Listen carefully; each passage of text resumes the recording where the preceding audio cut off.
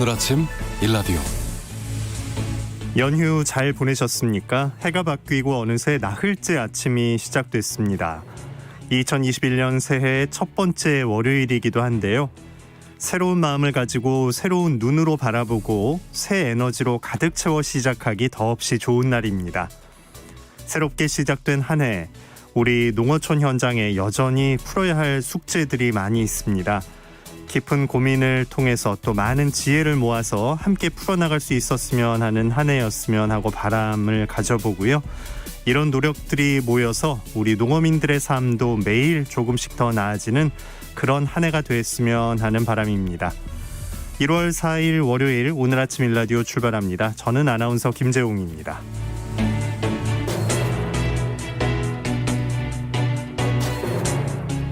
오늘 아침 일라디오 여러분과 함께 만들어갑니다. 방송 들으시면서 단문은 50원, 장문 100원 드는 유료 문자 샵 9730 이용하실 수 있고요. 유튜브에서 KBS 일라디오 공식 채널 검색해서 들어오시면 채팅창도 마련되어 있습니다. 자, 월요일 아침 세상의 모든 농수산물 퀴즈 새농퀴가 시작되는 날입니다. 힌트 잘 들어보시고요. 정답 아시는 분들은 단문 50원, 장문 100원의 유료 문자 샵 9730으로 보내주시면 됩니다. 퀴즈 정답 맞춰주신 분들 가운데 추첨을 통해서 20분께 웰빙 혼합 잡곡 세트, 커피 교환권을 비롯한 다양한 선물 보내드리도록 하겠습니다. 자, 이번 주 새농퀴 그 첫 번째 힌트 지금 나갑니다.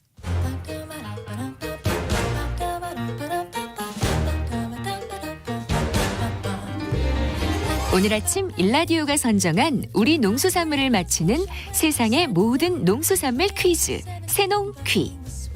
안녕하세요. 퀴즈 내는 성우 김성입니다. 2021년 신축년은 60간지 중 38번째로 신은 백색을 의미하고 축은 이것을 의미하는 하얀 이것의 해입니다. 이것은 아주 오래전부터 우리와 함께 해온 가축인데요. 지금이야 농작업의 많은 부분이 기계화되면서 농사를 짓기 위해 이것을 키우는 농가는 거의 없지만 몇십 년 전만 해도 농사 짓는데 없어서는 안 될 가축이었죠. 물론 지금도 대형 농기구를 쓰기 힘든 비탈진 곳이나 작은 논밭에서는 이 가축을 활용해서 농사를 짓기도 합니다. 하지만 이제는 이것의 고기를 이용하기 위한 목적이 커졌기 때문에 육종 가치를 높이는 목적으로 한 개량 개발이 훨씬 더 중요하게 여겨지고 있습니다. 오랜 시간 우리와 함께하면서 농경과 운반을 담당했고 죽어서는 고기와 가죽과 뼈를 남기는 이것. 전 세계 포유류 중에 사람 다음으로 가장 많다는 이것. 이것은 무엇일까요? 단문 50원, 장문 100원이 드는 유료 문자 샵 9730으로 보내주세요. 새해 첫 새농기에 참여하신 분들 가운데 20분께 행운의 선물을 드리겠습니다.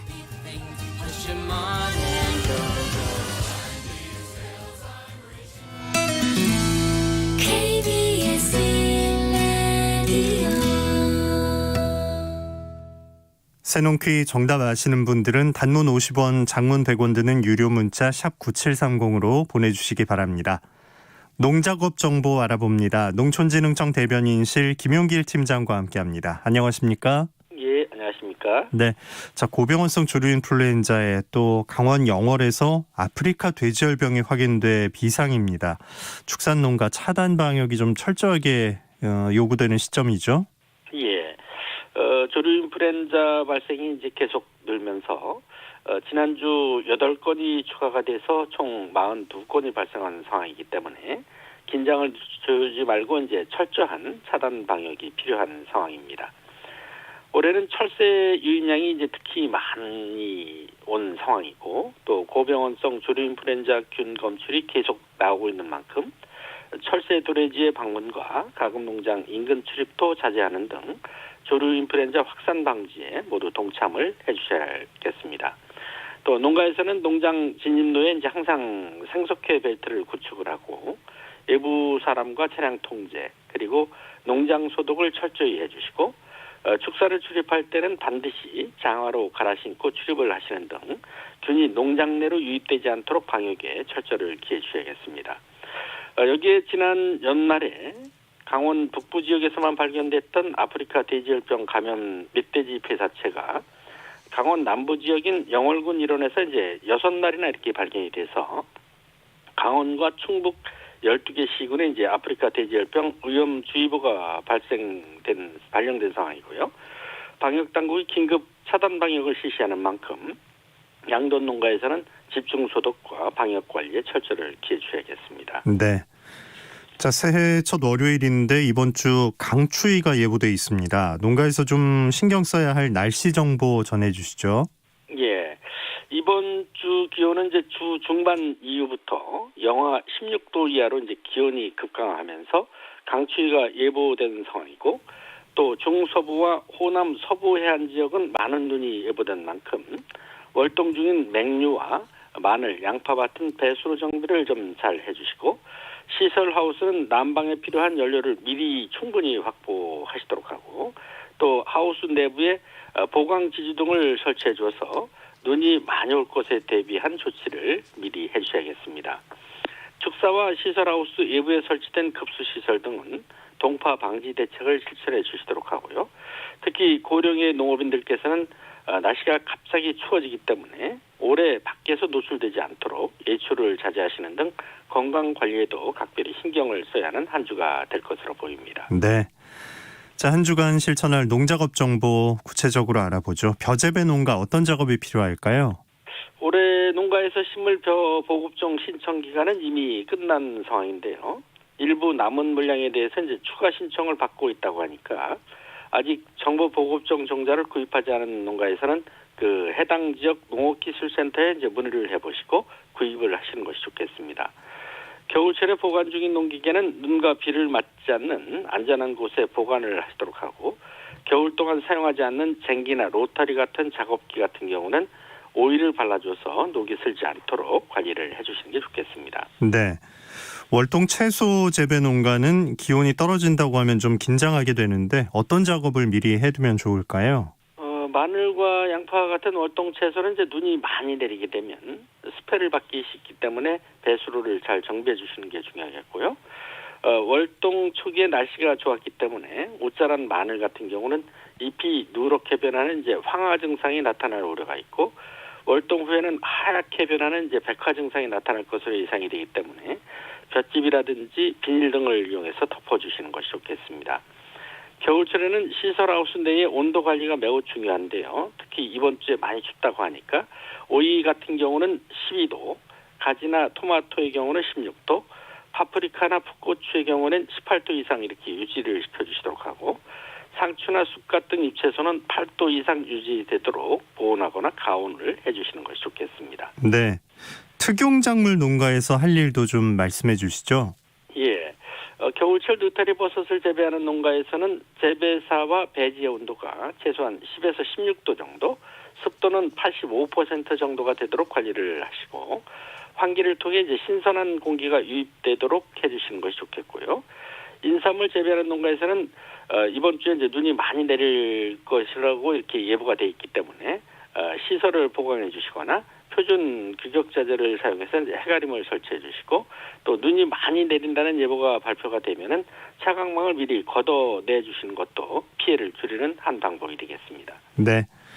자, 지난해 최고 품질의 벼 품종으로 안평벼와 알찬미가 선정됐다고요? 예. 농촌진흥청은 2020년도 최고 품질 벼 품종으로 안평벼와 알찬미 품종을 선정하고 내년부터 본격 보급할 계획입니다. 올해 최고 벼 품종으로 선정된 안평벼는 2018년 육성한 고품질 벼로서 밥맛이 우수하고 그 쓰러짐과 각종 병에 강해서 재배 안정성이 뛰어난 중만생종 품종입니다. 이 벼는 그 영호남 남부 평야지 재배에 이제 적합한 품종이고요. 쌀 수량은 시발당 537kg으로 다수하기 가능하고 태풍과 장마에도 잘 쓰러지지 않는 특성이 있습니다. 또 알찬미 같은 경우는 고품질 벼로서 쓰러짐에 강하고 단백질 함량이 5.6%로 낮아서 밥맛이 매우 좋은 품종이고요. 쌀 수량은 시발당 538kg으로 다수하기 가능한 고품질 벼 품종입니다. 이번에 우수 품종으로 선정된 안평배와 알찬미는 농촌진흥청과 농업기술실용화재단 최종포에서 종자를 생산해 올해부터 재배 적지를 중심으로 종자 보급을 시작하고 내년부터는 국가 보급종 체계를 통해서 확대 보급할 계획입니다. 네, 농작업 정보 농촌진흥청 김용길 팀장과 함께했습니다. 고맙습니다. 네, 감사합니다.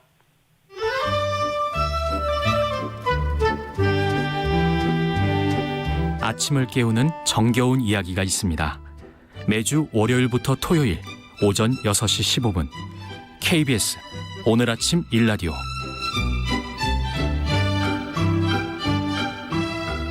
지난 1년 전 세계를 강타한 코로나19로 여러 변화가 있었는데요. 그 가운데서도 농업의 중요성을 새롭게 인식하게 됐습니다.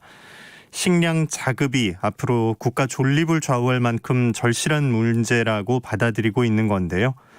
지난해 8월까지 세계 농식품 교역 시장에서는 32건의 농식품 수출 금지 또 수출 제한 조치가 시행됐습니다. 여기에다 이상기후까지 일상화되면서 각국이 자국 내의 농업 생산 기반을 확대하고 수입 의존도를 낮추는 방향으로 새해를 준비하고 있는데요. 우리나라 상황은 어떨까요? 2021년 새해가 밝았습니다. 올 한해 우리 농업 정책은 어떤 방향으로 전환돼야 할지 농수산 이슈에서 이야기 나눠봅니다. 한국농정신문 원재정 기자 전화 연결돼 있습니다. 안녕하십니까? 네, 안녕하세요. 한국농정신문 원재정입니다. 네, 코로나19가 우리 일상에 참 큰 변화를 가져왔는데 농업 분야에 끼친 영향이라면 뭐가 있을까요? 네, 코로나19의 가장 큰 교훈이라면 그동안 당연하게 여겼던 것들의 질서가 무너지면서 일상의 소중함을 다시 한번 일깨웠다고 생각이 됩니다. 농업 분야에서도 코로나에 여러 영향이 있었는데요. 첫 번째는 재화 이동 제한입니다. 바이러스 전염 위험으로 농축산물의 이동 제한뿐만이 아니라 사람의 이동도 전면 제한됐는데요. 그것도 일부 지역의 문제가 아니라 전 세계를 꼼짝 못하게 전면 통제될 수 있다는 이런 사실이야말로 굉장한 충격을 주고 있습니다. 그 여파로 외국인 농업 노동자 의존했던 우리나라 농업계에는 극심한 인력난을 겪었습니다. 네. 그리고 또 글로벌 푸드 체인 붕괴를 들 수 있는데요. 지금까지는 세계 곡물 시장을 좌지우지했던 곡물 기업들도 코로나 앞에서는 속수무책 손발이 묶였습니다. 세계 먹거리를 좌우하는 거대 자본력도 코로나19라는 세계적인 유행병 앞에서는 무력해진다는 사실을 똑똑히 확인할 수 있었습니다. 네. 주요 농산물 수출국들의 수출 제한 조치도 좀 짚어봐야겠는데요. 네, 코로나19 이후 지난해 8월까지 모두 32건의 농식품 수출 금지 그리고 수출 제한 조치가 시행됐습니다. 국제식량정책연구소 자료에 따르면 베트남이 20일간, 그리고 콜롬비아가 44일간 자국의 쌀 수출을 통제했고요. 알제리는 30일간, 또 이집트는 92일간, 카자흐스탄은 81일간 두류의 수출을 막았습니다. 그리고 밀과 밀가루를 최대 183일, 그러니까 6개월 동안 수출 금지를 내린 국가도 있었는데요. 다행히 이런 각국의 수출 제한 조치가 우리나라에 직접 영향을 주는 일은 없었습니다. 하지만 앞으로 코로나가 더 장기화된다거나 또 코로나뿐만이 아니라 이상기후로 농작물의 작황이 폐작 수준으로 형편없어지면 이후의 수출 통제가 여전히 우리나라에도 영향을 끼치지 않는다라고 장담할 수 없는 상황입니다. 그리고 또 미국 같은 나라에서는 식량이라든가 생필품 구입에 불안을 느낀 시민들이 사재기를 하는 이런 사회적 불안 심리가 드러났지만 네. 우리나라는 비교적 차분하게 일상을 지켜왔습니다. 그러면서도 위기에 대비해야 한다는 사실만큼은 우리 사회 전체가 깨닫게 되는 그런 시간이었는데요. 위기에 대처하는 가장 중요하면서도 기본적인 준비는 스스로 작업할 수 있는 체계를 갖추는 것이란 답도 얻었습니다. 네, 어떤 일이 앞으로 닥칠지 모르니까 코로나를 한번 겪은 상황에서는 우리도 농산물 관리 또 공급 쪽에 대처하는 방향이 좀 달라져야 할 것 같아요. 예, 맞습니다. 우리 정부는 지금까지 농산물 시장을 줄곧 개방해왔습니다. 조금 더 싼 농산물을 국내 시장에 관세 없이 수입하는 이런 FTA 정책은 이제 고정된 상수라는 그런 신념이 정부 내부에서도 있었는데요. 역으로 우리나라 식량 자급률이 낮아지는 가장 큰 원인 중 하나가 농산물의 대대적인 수입 정책이었습니다. 우리나라의 주요 곡물 자급률을 한번 살펴보면요. 우리 사회가 위기의식을 가져도 충분한 그런 굉장히 낮은 수준인데요. 좀 설명을 드리자면 2019년도 양곡연도, 그러니까 전년도 11월 1일부터 당해년도 10월 31일까지를 양곡연도라고 말을 하는데, 2019년도 양곡연도의 잠정치를 좀 설명을 드리자면 주요 곡물의 자급률은 45.8%입니다. 그러니까 우리가 식용으로 먹는 곡물의 절반도 자급을 하지 못하는 상황인 건데요. 네. 품목별로 살펴보면 쌀이 자급률이 92.1%, 보리는 47.7%, 밀은 0.7%입니다. 그리고 옥수수는 3.5%, 콩이 26.7%, 쌀만 자급하고 있는 상황이고요. 문제는 이제 사료까지 포함한 곡물 자급률을 따져보면 전체 자급률은 21%로 뚝 떨어집니다. 네. 육류 소비가 워낙 급증하는 시대라서 가축을 기르는 데 필요한 사료까지 포함한 자급률이 실제 우리 사회를 지배하는 수치다라고 보는 것이 타당하다고 생각이 됩니다. 지금까지야 주식인 쌀만큼은 자급한다는 것이 하나의 버팀목이었는데요. 문제는 이조차도 장담할 수 없다는 점입니다. 지난해 벼 생육기에 54일간 비가 내려서 수확량이 급감했습니다. 그러니까 이상기후가 일상이 된 시대를 살고 있기 때문에 쌀 자급률이 곤두박질 치는 일도 언제든 발생할 수 있습니다. 여러 문제를 겪으면서 식량이 얼마나 중요한지를 깨닫고 좀 농업 정책을 바꿔나가는 나라들이 있잖아요. 예, 있습니다. 그 몇몇 나라의 농업 정책에 좀 뚜렷한 변화가 확인됐는데요. 지난해 하반기에 일간지에서는 좀처럼 다루지 않았던 농업 문제에 대해서 이 식량 안보를 주제로 기획 기사가 몇 건 보도됐습니다. 그중에서 한국경제가 해외 각국의 식량 안보 흐름을 기사화했는데요. 그 내용을 좀 소개해드리면 참고가 되실 것 같습니다. 네. 중국은 지난해 11월 17일 쌀과 밀, 옥수수 이렇게 3대 곡물 경작지에 나무 심기 등 다른 경제활동을 일체 금지시키는 조치를 발표했습니다. 이에 앞서 9월에는 논밭을 다른 용도로 쓰면 처벌할 수 있는 경작지 비농업화 행위 제재도 밝혔습니다. 그리고 밀 수출 대국인 러시아는 올해 2월부터는 밀 수출량 쿼터제를 추진할 것으로 보이는데요. 물론 러시아가 자국에서 소비하는 밀 생산량은 충족하고도 남는 상황이지만 앞으로 밀 작황이 불확실하다, 이런 불확실성이 크다는 전망에 대비하기 위해서 자국 내 비축량을 확대하기로 정책을 전환했습니다. 충분한데도 앞으로 어찌 될지 모르니까 좀 더 철저하게 준비하겠다 이런 건데, 이렇게 다른 나라들은 계획을 세우고 있었네요. 네, 그러니까 수출량을 조절하면서 자국 내 농산물 생산 기반을 유지하는데 중점을 두는 것이 굉장히 중요한 방향입니다. 그리고 수출국뿐만이 아니라 수입국의 변화도 눈여겨봐야 하는데요. 식량 소비량의 80%를 수입하는 아랍에미리트는 지난해 11월에 세계 4대 곡물 기업 중 하나인 프랑스의 루이 드레피스의 지분 45%를 국영기업을 통해 인수했다고 합니다. 그리고 팜테크 기업에도 투자를 하고 있는데요. 워낙 환경이 척박하다 보니까 모래 땅에서 작물을 재배할 수 있도록 관계 시스템을 개발한다거나 또 인공 광선만으로 작물을 재배할 수 있는 이런 기술 개발이 투자의 배경이 되고 있습니다. 네. 그리고 사우디아라비아는 인도의 쌀 생산 기업 지분을 일부 사들였다는 소식이 있고요. 또 싱가포르는 농업 분야 연구 프로그램에 예산을 확대 배정할 방침이라고 합니다. 싱가포르 같은 경우는 식량 소비량의 90%를 수입하고 있는데요. 2030년까지 이 식량 수입률을 현재 90%에서 70% 수준으로 낮추는 것을 목표로 하고 있는 것도 어떤 하나의 변화된 정책입니다. 수출국도 수입국도 대단히 좀 자신들의 앞으로 보유량이나 새로운 기술 개발에 대한 투자 같은 것까지 아끼질 않고 있는데, 우리 식량 자급률을 높이기 위해서 우리 정부도 좀 새해 새롭게 잡고 있는 방향이라는 게 있나요? 네, 우리 농정이 달라져야 할 근거는 자급률 수치가 이미 재변하고 있지만 지난해 코로나 사태와 기후 위기 이후에는 더 이상 지체할 수 없는 과제가 된 것만 사실입니다. 하지만 이제 새해 농정 방향에 달라진 점이 있느냐라고 얘기할 때 제가 좀 답변하기가 좀 어려운데요. 왜냐하면 지난해 5월 국회에서 코로나19 이후 한국농정의 방향은 이란 주제로 대대적인 토론회도 열린 바 있습니다. 이 토론회를 한국농정에서 주관했기 때문에 당시 상황을 생생하게 좀 말씀드릴 수 있는데요. 네. 이 토론회에서 주제 발표를 했던 제주대학교 유영봉 교수는 바이러스에 감염됐을 때 기저질환이 있으면 심각한 타격을 입고 사망에까지 이른다고 얘기하면서 그렇다면 우리 농업의 체질은 과연 면역력과 내성이 있겠냐 이런 질문을 던졌습니다.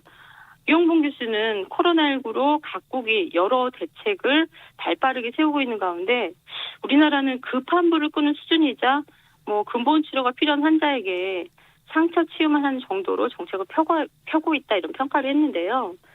식량 자급률을 높이고 또 고령화된 농촌에 회생을 가져올 농정의 새로 고침이 필요하다는 말이었습니다.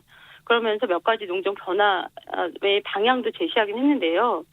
이 토론회가 중요했던 이유는 코로나 이후를 준비하자는 이런 대비적 차원의 논의라는 점도 물론 있었지만 토론회 주체가 굉장히 유력한 정치인들이 많이 모이는 자리였습니다.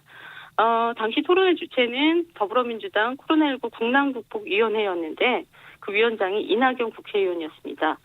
워낙 거물급 정치인이 주최하는 토론회이기도 하고 중요한 의제였기 때문에 김현수 농식품부 장관이 이례적으로 토론회 끝까지 자리를 지켰는데요. 네. 이외에도 여야의 막강한 의원들도 많이 참석해서 토론회 내용에 귀를 기울였습니다. 굉장히 분위기가 식량 안보를 위한 그런 논의를 하기 위한 좋은 그런 호기회였는데 주무부처 장관이 의지를 가지고 국난 극복의 첫 과제로 농정 전환의 필요성을 설득하고 방안을 제시했더라면 아무리 청와대가 농업에 관심 없는 인사들로 채워줬어도 최소한 올해 농정 예산은 좀 더 확대되지 않았을까 하는 아쉬움이 굉장히 큽니다. 네. 좋은 기회를 좀 흘려보냈다는 느낌이 드네요.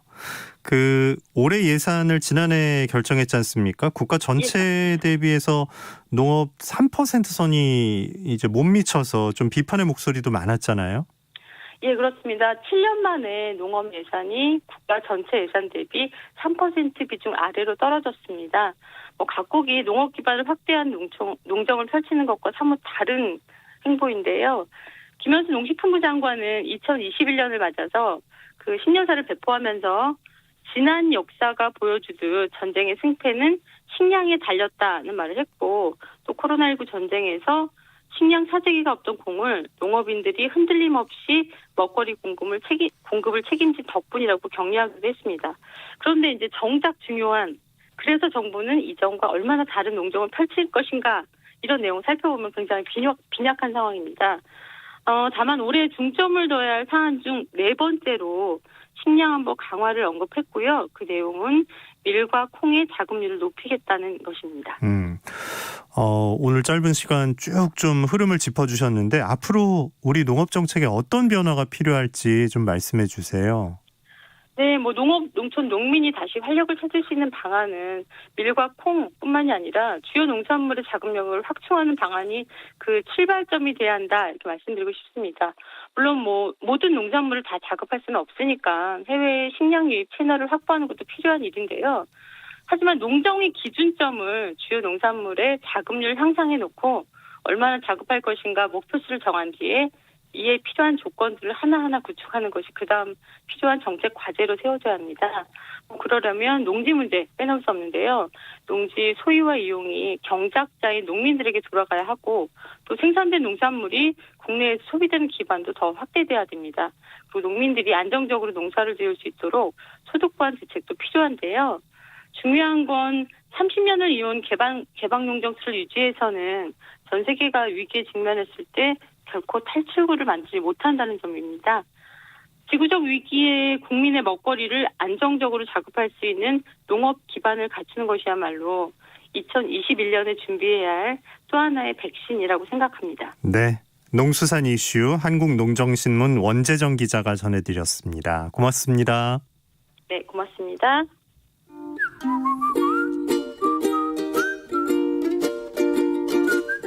오늘 아침 일라디오 김재용 아나운서의 진행으로 듣고 계십니다.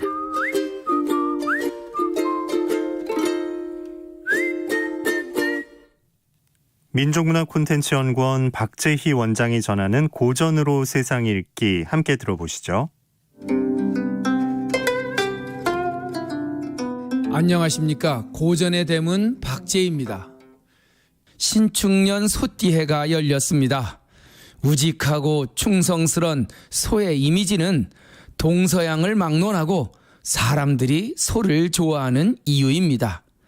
살아서는 인간에게 자신의 힘을 아낌없이 보태주고 죽어서는 고기가 되어 인간의 생존을 도와주는 소야말로 동물 중에서 인간에게 가장 도움이 되는 동물이라고 할 수 있습니다. 그래서 옛날 우리 조상들은 소를 집에서 키우는 가축이 아닌 식구로 생각하고 내가 굶을지언정 소는 굶기지 않겠다는 소에 대한 사랑과 애착을 보여왔습니다. 장자는 소에게서 인간이 지혜롭게 삶을 살아갈 수 있는 지혜를 배울 수 있다고 말합니다. 소 잡는 전문가 포정이 소를 잡을 때 모습을 묘사하면서 소 잡는 도를 깨우치는 것은 양생의 도를 깨우치는 것과 다름없다고 합니다. 포정은 당시 소를 가장 잘 잡는 사람이었습니다. 포정이 소를 잡을 때는 사람들이 몰려들었는데 그의 칼솜씨와 소를 해체하는 능력은 많은 사람의 감탄을 자아냈죠.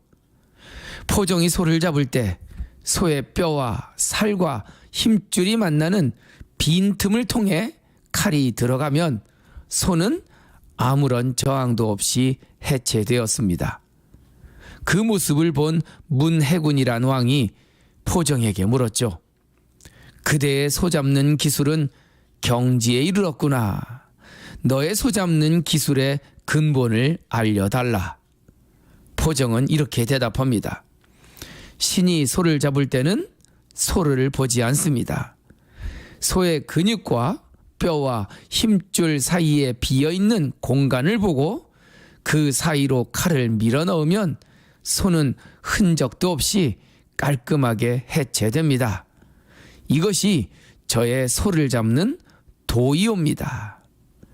예, 장자는 소에게서 양생의 도를 보았습니다. 하수들이 소를 잡을 때 이것저것 칼을 휘두르지 고수들은 정확하게 칼이 들어갈 자리를 안다는 것입니다.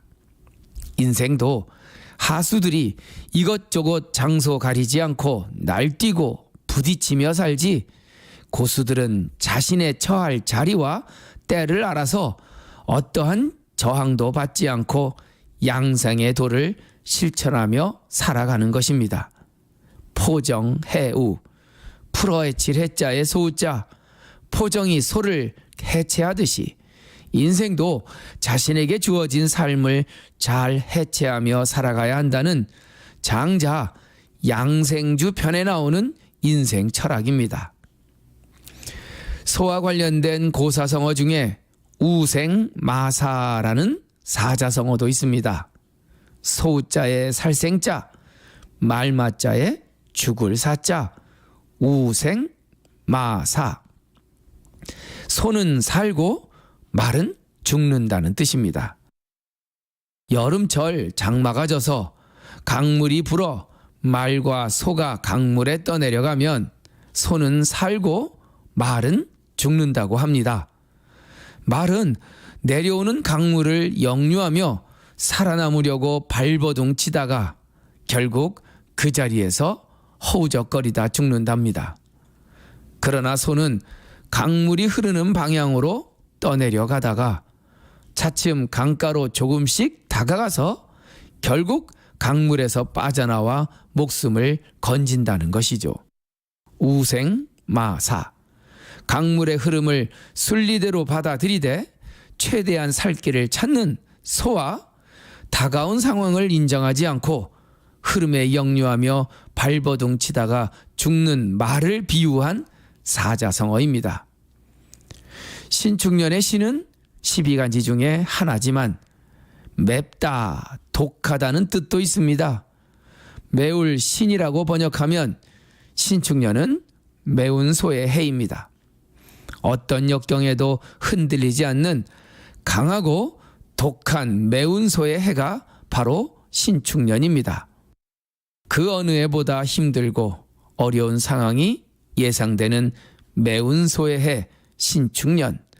새로운 생존의 방법을 신축해야 할 그런 해입니다. 여러분 모두의 건강과 행복을 기원합니다. 고전의 대문 박재희였습니다. 새해 첫 출근길 오늘 상당히 추운 아침입니다. 서울 영하 8도로 시작했고요. 경기와 강원 지역엔 한파경보가 내려진 가운데 강원도 횡성이 영하 18도, 이렇게 영하 15도 선을 밑돌고 있습니다.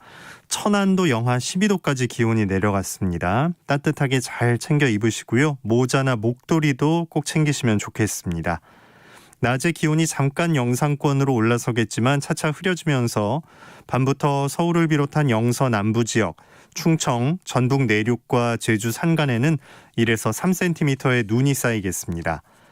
내일 오후부터 추위가 점점 강해지겠는데요. 목요일쯤에 영하 20도에 달하는 한파가 예보돼 있습니다. 서해안과 제주도에는 폭설도 쏟아질 전망이라서요. 시설물 관리 미리 잘 해두시고 피해 없게 조심하셔야겠습니다. 서울과 동해안, 경북 내륙 지역에 여전히 건조특보 발효돼 있으니까요. 화재 사고 발생하지 않게 조심하셔야겠습니다. 오늘 아침 일라디오 듣고 계십니다. 자, 8559님, 새해 소띠해가 밝았습니다. 솥이처럼 묵묵하게 한 해 열심히 살아가면 좋은 일이 찾아오겠죠 하셨고요. 3032님도 올해 소처럼 부지런히 일하며 열심히 살아가는 한 해가 되고 싶어요 하셨어요. 4535님 벌써 첫 출근하셨네요. 새해 첫 출근했습니다. 지난해 모두 힘든 시기 이겨냈으니까 올해 좀 더 안정되고 편안한 일상이 되기를 바랍니다 하셨습니다. 문자 감사합니다. 지금 시각 6시 47분입니다. 뉴스 브리핑으로 이어갑니다.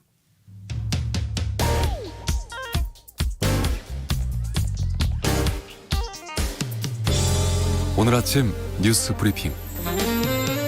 뉴스톱의 김준일 기자입니다. 안녕하십니까? 예, 안녕하세요. 네, 코로나 상황부터 살펴주시죠. 예, 어제 0시 기준 코로나19 확진자는 657명이었습니다. 전날 824명보다 167명 줄어든 수치인데요. 600명대는 12월 11일 이후 23일 만입니다. 검사 수가 줄어든 영향도 있지만 아직 확연한 감소세라고 단정 짓기는 좀 힘든 상황이고요. 12월 27일부터 1월 2일까지 한 주일간 일평균 확진자는 931.3명이었는데 전주에는 1017명이었거든요. 그래서 85.7명이 감소했습니다. 정부는 수도권 2.5단계, 비수도권 2단계의 사회적 거리두기 조치와 연말 연시 방역 대책을 오는 17일까지 2주간 더 이어가기로 했습니다. 그리고 특히 수도권에만 적용되는 5인 이상 모임 금지는 전국으로 확대 시행이 돼서 비수도권의 경우에는 식당에만 적용됐던 5인 이상 모임 금지가 모든 사적 모임으로 확대 강화되게 됐습니다. 네, 동부구치소를 좀 들여다볼 필요가 있는데 관련 확진자가 1000명이 넘었네요. 예, 법무부에 따르면 어제 오후 5시 기준 전국 교정시설의 코로나 확진 인원이 1108명인데요. 이 중에서 동부구치소 관련해서는 1062명이고 법무부가 집계하지 않은 동부구치소 관련 확진자를 더하면 1084명이 동부구치소에서 관련해서 확진이 됐습니다. 어제 하루에만 121명이 늘었는데요. 11월 27일에 첫 확진 판정이 나온 다음에 37일 만에 1000명이 넘어섰습니다. 문재인 대통령이 지난주에 참모들과의 회의에서 특별 점검을 실시하라 지시한 뒤에 추미애 장관이 12월 29일에 동부구치소를 방문을 했고요. 지난 2일과 3일에도 현장을 점검을 했습니다. 하지만 확진자가 1000명이 넘어 이미 뒷북 대책이 아니냐, 뒷북 방문이 아니냐 이런 지적을 받고 있습니다. 국민의힘 측에서는 동부구치소 집단 발병과 관련해 문재인 대통령의 사과 그리고 국정조사를 요구하고 있습니다. 네, 자, 고병원성 조류인플루엔자 확진 사례가 잇따르고 있습니다. 많이 좀 걱정스러운 상황이죠. 예, 어제 전남 무안군 청계면 산란계 농장에서 H5N8, H5N8 죄송합니다. 고병원성 조류 인플루엔자 AI가 확진이 됐는데요. 전남 지역에서는 12월 5일부터 30일까지 영암과 나주, 장성, 유경오리 농장 5곳, 또 오리 도축장 1곳, 구례 유경오리 농장 2곳, 곡성 유경오리 농장 1곳 등 9곳에서 고병원성 AI가 발생해 농장 55곳에 오리, 닭 185만 마리를 살처분한 바 있습니다. 이에 앞서서 지난 1일에는 경기 김포 산란계 농장, 전북 부안 유경오리 농장, 전북 고창 유경오리 농장, 그리고 경북 경주의 메추리 농장 등 4곳에서 고병원성 AI가 확진이 됐습니다. 네, 고병원성을 가져오는 철새가 참 원망스러운 상황인데 아프리카 돼지열병도 지금 강원도 영월에서 발견이 됐어요. 예, 환경부는 지난달 28일 강원도 영월군 두천면 신일리에서 발견된 멧돼지 폐사체에서 아프리카 돼지열병 바이러스가 검출됐다고 최근 밝혔습니다.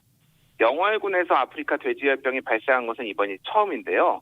일반적으로 강원 북부 지역에서 발견이 되는데 남쪽으로 한 100km 정도 떨어진 곳에서 감염 사체가 발견이 된 겁니다. 네. 이로써 야생 멧돼지 아프리카 돼지열병이 발생한 시군은 11개로 늘었습니다. 방역당국은 최근에 실시한 대규모 멧돼지 수렵이 원인일 수 있다, 이런 분석을 내놓고 있는데요. 지난달부터 홍천과 평창, 횡성 등 5개 지역에 마리당 50만 원을 걸고 전국 엽사 4,000명을 동원해 멧돼지를 잡는 광역 수렵장이 운영되고 있는데 이 과정에서 사람이나 차량을 통해 바이러스가 남아있을 가능성이 있다라는 겁니다. 환경부는 바이러스 발생 지점이 충북 제천, 강원 평창, 치악산 국립공원 등과 인접해 있어 확산 방지에 만전을 기하고 있는데요. 어제 발견 지점 주변에 울타리를 치고 10km 내 양돈 농장 5곳에 이동 제한 조치와 함께 정밀 검사를 실시하고 있습니다. 네. 자, 제주 앞바다에서 침몰한 명민호 실종 선원 7명 가운데 5명을 아직 찾지 못한 상황인데요. 오늘 선체 인양 작업을 시도하나요? 예. 어제 30일 명민호 선장의 시신이 사고 엿새 만에 발견이 됐는데요. 제주항 서방파제 인근 선체로부터 100m가량 떨어진 지점에서 선장 김모 씨가 발견이 됐습니다. 지난달 31일 조리사 김모 씨 그리고 선장까지 시신 2구를 수습했지만 아직 실종자 5명은 찾지 못하고 있는 상황입니다. 사고 선박이 침몰된 방파제 인근 바다에서는 구조대원들이 실종대를 찾기 위해 수중 수색을 지금 벌이고 있는 상황인데요. 해경은 오늘 선체를 인양해 내부를 수색한다는 방침입니다. 파도가 잠잠해지는 오후에 예인선과 바지선을 이용해 침몰해 있는 명민호 선미 부분을 끌어올린다는 계획인데요. 사고 직후 32 명무인호 선원들이 선미 부분에 모여 있다라고 해경에 신고한 만큼 선미 부분에서 추가 실종자가 발견될지 주목됩니다. 네. 자, 연휴 사이에 이낙연 더불어민주당 대표의 두 전직 대통령 사면 얘기로 좀 정치권이 시끄러웠어요. 예. 이낙연 민주당 대표가 연초 연합뉴스와의 인터뷰에서 밝힌 내용인데요. 국민 통합을 위해 사면이 필요하다, 이런 주장을 했습니다. 그러자 정치권이 경랑에 휩싸였습니다. 민주당에서는 사면을 반대하는 의원들이 잇따라 이낙연 대표의 사면론을 비판을 했고요. 박근혜 대통령의 경우 아직 형도 확정되지 않았는데 지금 사면론이 웬 말이냐, 이런 반응이었고 특히 당사자들이 반성하는 모습을 보이지 않는다, 이런 지적을 했습니다. 야당에서도 마뜩지 않아 보였는데요. 김종인 국민의힘 비대위원장은 처음 듣는 얘기다라는 반응을 보였고 안철수 국민의당 대표는 선거에서 이용하려는 시도가 있다라면 용납할 수 없는 일이라고 했습니다. 다만 일부 친박계 의원들은 이 대표의 발언에 환영의 뜻을 보였습니다. 어제 이와 관련해 민주당 최고위원회 간담회가 소집됐는데 이낙연 대표는 이 문제는 국민의 공감대와 당사자들의 반성이 중요하다. 앞으로 국민과 당원의 뜻을 존중하겠다, 이런 뜻을 밝혔습니다. 일단 봉합을 한 상태인데 오늘 14일 박근혜 대통령 대법원 최종 선고가 있을 예정입니다. 이후에 다시 사면론이 불거질 가능성이 있습니다. 네. 자, 우리나라 인구를 좀 들여다볼 필요가 있는 게 사상 처음으로 좀 감소했다고요? 예. 지난해 12월 31일 기준 우리나라 주민등록 인구가 5,182만 9,023명인데 전년도 말보다 2만 838명이 감소했습니다. 이게 우리나라 역사상 처음 있는 일이거든요. 전년도 사망자가 출생자보다 많았다. 그래서 출생자는 27만 5,815명, 그리고 사망자는 30만 7,764명입니다. 그래서 앞으로 인구 감소가 시급한 대한민국의 국가 과제가 됐다, 이렇게 볼 수가 있겠습니다. 네. 자, 뉴스브리핑 뉴스톱 김준일 기자와 함께했습니다. 소식 고맙습니다. 예, 감사합니다. 네. 자, 김진웅님께서 신축년 소해해 코로나19도 속히 물리치고 더욱 건강하고 행복한 한 해 되기 바랍니다 하셨습니다. 자, 새해 첫 월요일입니다. 오늘 바깥바람이 차고 또 여전히 상황이 밝지만은 않지만 그래도 마음만은 가볍게 시작해 보시면 하는 바람 가져봅니다. 자, 오늘 따뜻하게 잘 챙겨 입으시고요. 마스크도 꼭 쓰시고 건강관리 잘하면서 새해 첫 월요일 시작해 보시기 바랍니다. 오늘 아침 일라디오 아나운서 김재웅이었습니다. 저는 내일 아침 이 시간에 다시 오겠습니다. 고맙습니다.